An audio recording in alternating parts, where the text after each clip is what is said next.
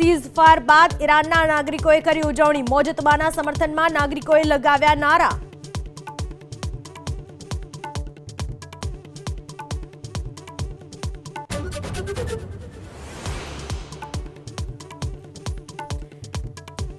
બે અઠવાડિયા માટે ઈરાન ખોલશે હોર્મુઝની ખાડી। ટ્રમ્પના સીઝફાયરના એલાન બાદ ઈરાનનો શરતોને આધીન યુદ્ધ વિરામનો દાવો।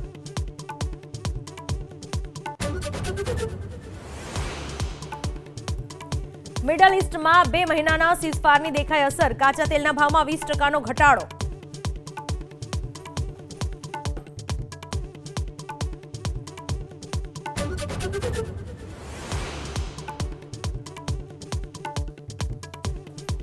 જેતપુરમાં ખેતલિયા ટેક્સટાઇલમાંથી મળ્યા ગેરકાયદેસર સંગ્રહ કરેલા કમર્શિયલ ગેસના બાટલા। કારખાનાના માલિક સહિત મહાદેવ ગેસ એજન્સી સામે થઈ કાર્યવાહી।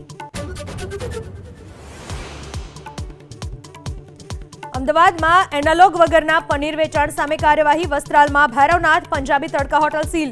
ગોતામાં શ્રી કૃષ્ણા ડેરી અને નરોડાની રાધે ડેરીનો પનીરનો જથ્થો સ્થગિત।